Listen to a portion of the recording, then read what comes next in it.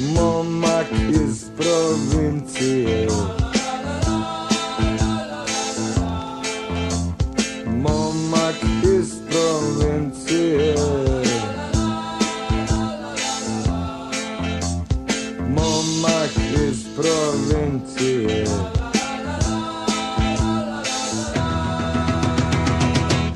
Mi smo radili promociju albuma Mumija laže ovdje u Bilmištu.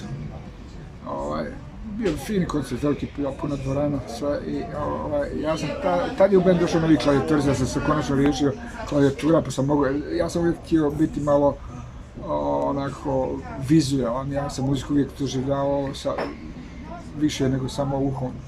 I pjesmi, svirali smo Kurvaluk pjesmu sa albuma koja u stvari govori o blokovskoj podjeli svijeta u to vrijeme i tenzijama koje se postaje aktualno ponovno opet. I ideja je bila da u finalu pjesme ja izađem na scenu sa golubom bijelim koji je bio simbol mira i tako da ja to pustim na kraju dok ide solo, onaj završni, jer na kraju pjesme ima rafal koji se sjeće kao ja tu pao se sjeću da tako. To je sve bilo iz koreografirano lijepo. Onda je naš tenčar 3 dana zadajući ganju goluba ko za inat na bijelog nikako da uhvati, na kraju uhvati nekog prevrtanara, neko malo bijel, malo sivi, tako. Stavili ga u kavezi, doveli ga na koncert i onda kad smo svirali, kad je došao taj finalni dio Kurvaluka, onda sam ja izašao s tim golubom ovako u ruci, uzdignuto. I sad tu približava se taj rafal koji treba da se sjeće, ja se vam ovako ne bi taj golub pa da on ništa. Ne, vrako, završit će pjesma. Napokon se on digao meni iz ruke i da prostiš posao mi se ušake.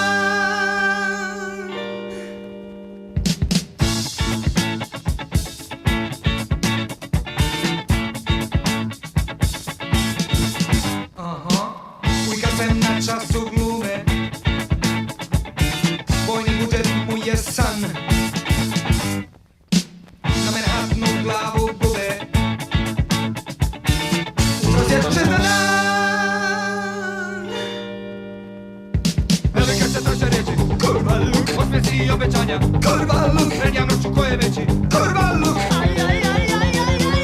lažno zabrinuta lista. Kurvaluk, klonovi sa aktokama. Kurvaluk, igraju se sudbinama. Kurvaluk.